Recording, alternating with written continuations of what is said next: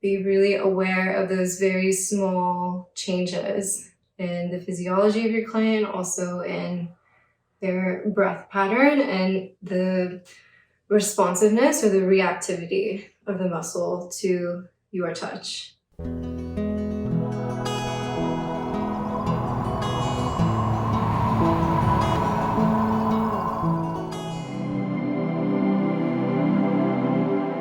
Okay, so now that we have warmed Chad's body up, we've warmed up the spine, we've done an initial assessment, now I'm actually going to go in and start working on the areas that he requested specifically. So until now, I've just been working above the sheet. I sometimes will take a while to do that. For the neurological portion and the beginning portion of the massage, I always stay above the sheet and keep the client draped just while we're establishing that trust and rapport.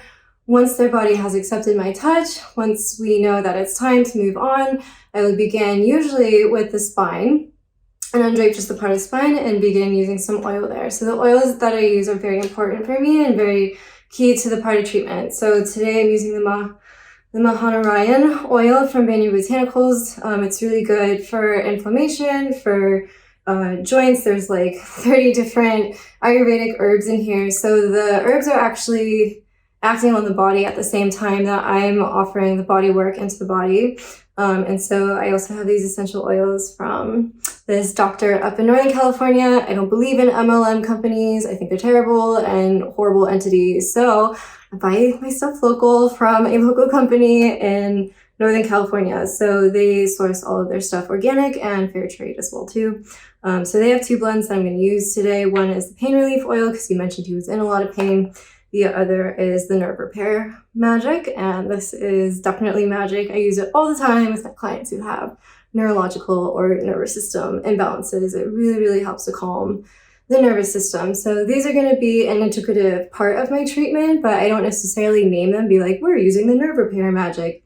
They're just going to feel it in the body as we move through, okay? So let's get started. I'm going to show you guys what I'm going to do to the other side of his back now that we've opened up the right side a little bit and it's given us permission to move deeper.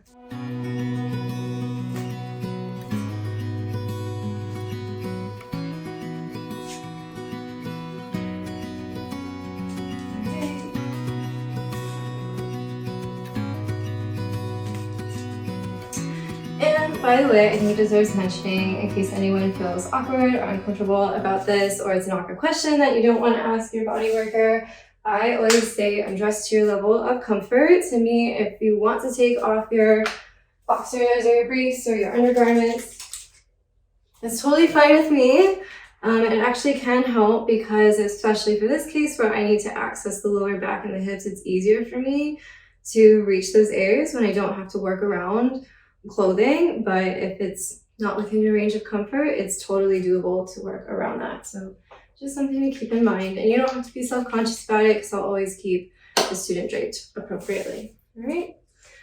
So the first part is just to spread the oil, of course.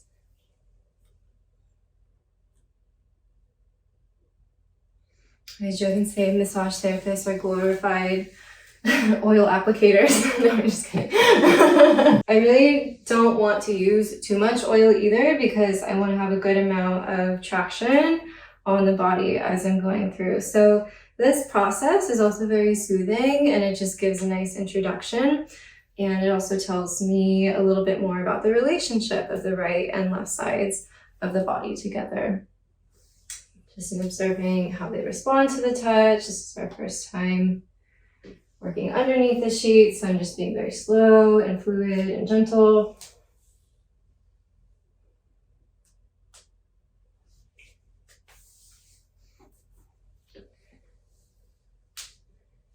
I need to go down the center and then up the sides and then tractioning out all the way through suboccipitals and release. Good. And so now I'm ready. We're going to slide down the center, and I'm going to traction the sacrum and tailbone out, away from the rib cage, and then allow that to descend across the back of the hips. And I'm going to use my whole arm to pull up through the lats underneath the armpits, on the back of the deltoids, and then up shoulders and up the neck.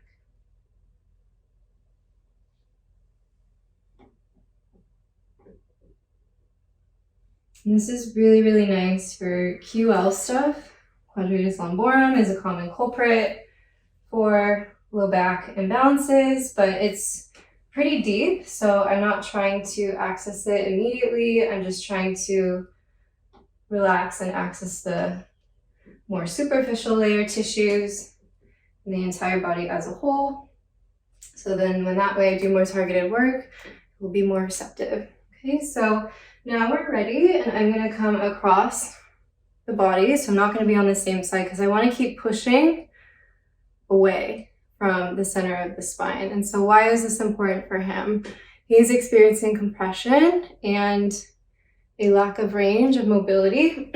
And so if I worked in towards the center of the spine, I'd actually be putting more tension in where he already has it. So it's not just about what muscle you're accessing, but how you access it. Deep breath. Good. And so you can see here, coming to stand by his hips, the direction that I was pushing is really important because he may be able to feel this better one way or the other. So if I'm pushing down and he's not responding to that, going in the direction of top to bottom, then I'm going to try bottom to top and see if that helps. And it seems to be working, so we're just going to keep going. And I'm folding this around the side of the body so it feels like it's getting kind of swept out here. I'm getting a little bit of those external obliques, which are very underloved and very difficult to release place in the body. Even a lot of massage therapists will not touch them. Deep breath in. Exhale. Good. And so what we just noticed there is that what's going down here is related to what's going on up here. So I'm going to go back up to the upper part of the body.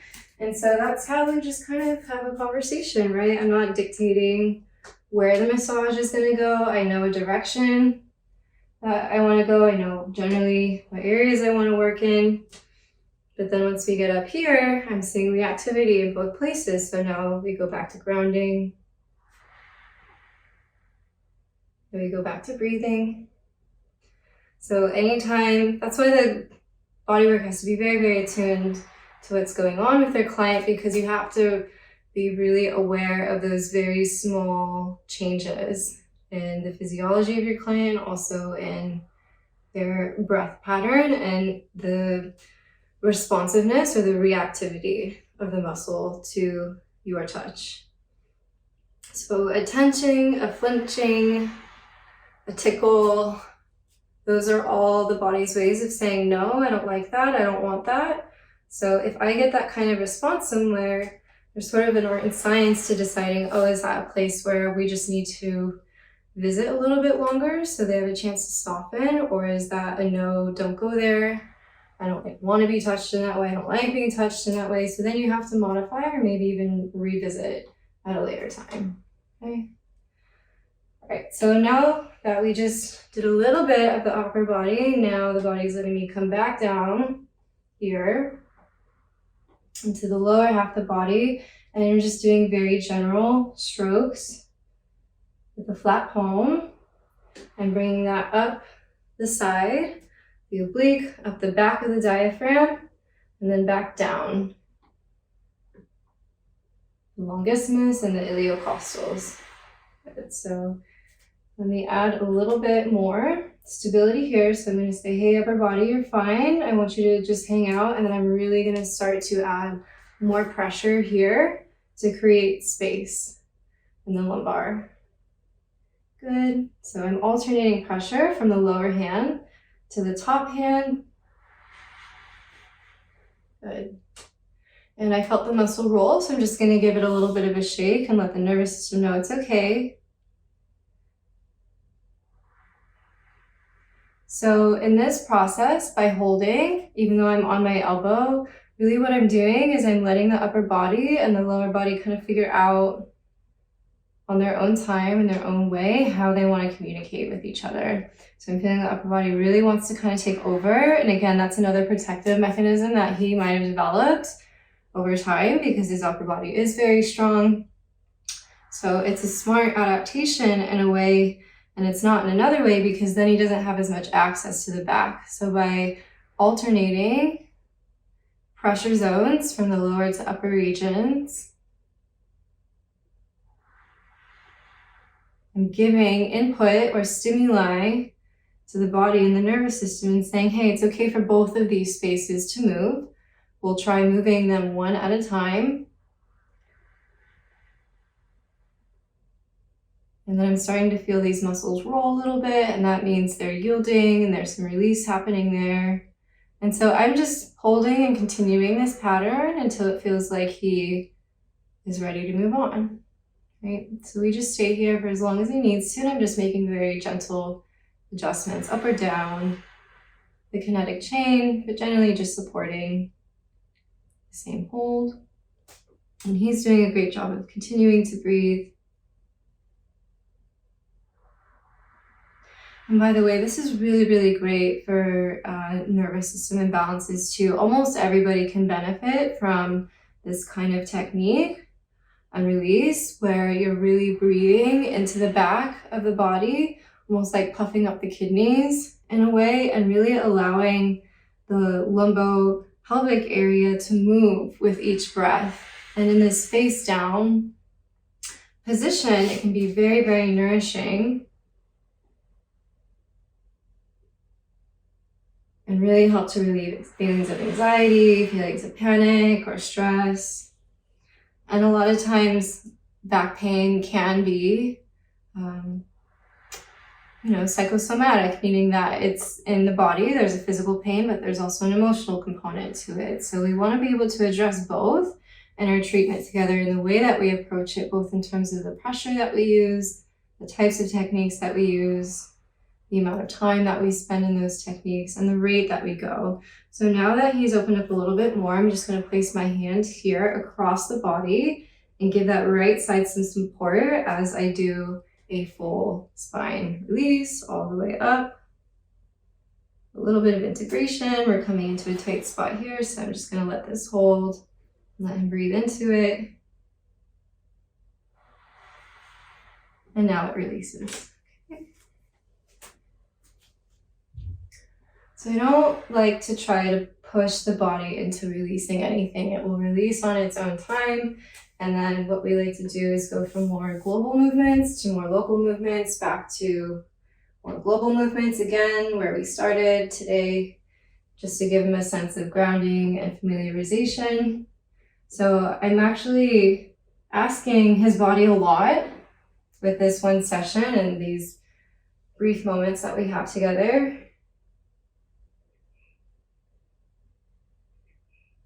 So it's really important, not just within the session, but within each technique, to offer the time to the body to integrate through revisiting something that's familiar and something that feels safe. Okay, so now that we did that global movement of the entire spine, I'm back up into his neck again, because when we release those emotional aspects, it's oftentimes that the body will take it into other areas of the body, or if one layer of sensation gets peeled back, we're often now aware of other layers of sensation in the body. So I can feel this being really tense for him. So we're going to stay here and work a little bit before we go back down. So I'm going to get some more oil to be a perfect spot exactly for the pain relief oil. I'm not selling this oil to you guys. I just really like using it. All right, so for this hold, I'm going to go across the side of the body and work his neck. And so we're going to work more on the scalenes and the SCM so that it also, again, takes pressure off the low back. So a lot of times tension in the neck and tension in the back is correlated with each other. Oftentimes they can propagate each other or feed into each other. So if I can get the neck to soften, to release tension through here, it will also help create space for his lower back. So there's many ways that we can treat his left lower back without necessarily needing to dig into that area specifically. So we'll give it a try. Okay, so I like really long, broad strokes like this, and I'll just use the whole weight of my body, pulling, and that feels really natural. Doesn't feel like I'm digging into him, and so I'm just rotating from side to side. Since he's face down, he doesn't really know what's going on. You can just feel the continuity of my hand placement. So I'm kind of cupping with my fingers like that, and just using the weight of my body to pull up the length of that SCM muscle. Good. Changing sides. We'll slightly change the direction and change the sensation for him. Good, and so now that it's a little bit more open, I can come back down through the levator scap.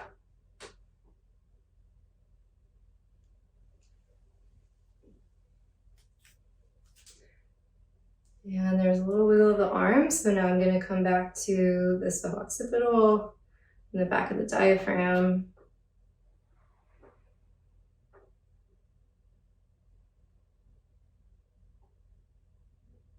Coming down the length of the SCM to the QL. I just felt the neck roll, and he's breathing really beautifully into his lower back now. And so again, I'm tractioning this out by giving it length. And the message I'm sending here is that you have space to move and you have space to breathe. And so that's a very nourishing message that Chad can't necessarily get from his own mobility training. And so it's really important that we reiterate this message while he has time on the table. And not just through words, but also somatically in how he feels. So that will be a very subtle shift that he'll experience on the table, and he might not have words for or even have a name for, but that's okay. It's not the student's job to know the name for everything. It's their job to receive and to breathe and to attune to their own inner experience. So for this reason, I don't usually like to talk during bodywork sessions if we're chatting about what happened with Nancy or whatever. Like it really interrupts the flow. So maybe those thoughts will come up for him. I don't know what's real for him. I don't know what's going on in his personal life. But the great thing about body work is that since I'm having a conversation directly through touch and directly through the body, I don't need to know what the story is. We can put the story down and really just work directly with the sensation of what is. And so when we're addressing chronic pain, it can sometimes be detrimental to rehash what that negative story or trauma experience has been for the client. And so this is another way that they can address those emotions, that trauma, those negative feelings without even needing to really say anything. It will just be processed through the body, right? So we hold that stress through the different holding patterns. And so a lot of lower back stuff can be related to sacral issues. It can be related to root issues.